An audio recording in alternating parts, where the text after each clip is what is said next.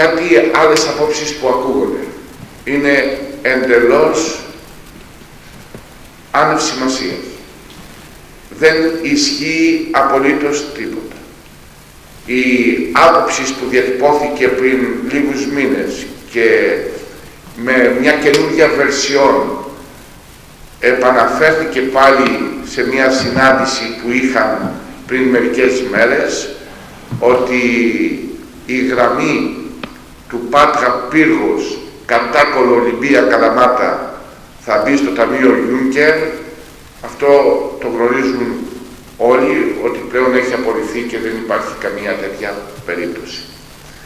Από την άλλη πλευρά ακούστηκε και κάτι που είναι εξαιρετικά επιπόλαιο και θα έλεγα επικίνδυνο.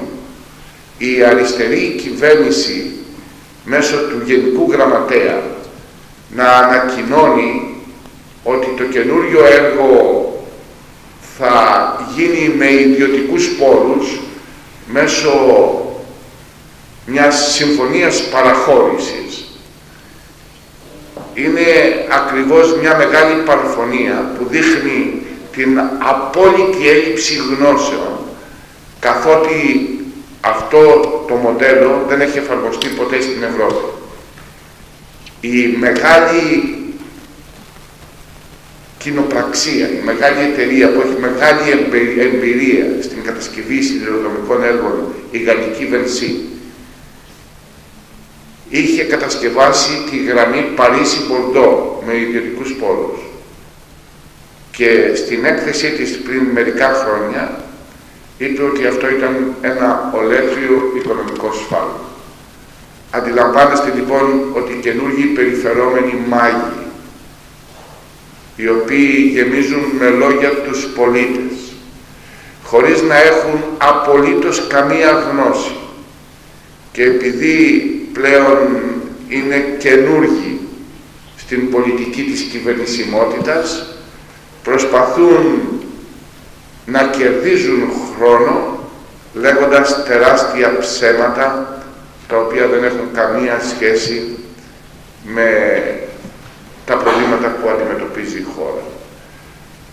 Το προϋπολογισμός του έργου Πάτρα Πύργος Κατάκολο Ολυμπία Καλαμάτα ξεπερνάει τα 600 εκατομμύρια. Αντιλαμβάνεστε ότι ο προϋπολογισμός του έργου σε πραγματικές τιμές θα ξεπεράσει το 1 δις ευρώ. Αυτά τα χρήματα δεν υπάρχουν. Αυτές οι πολιτικές δεν ισχύουν.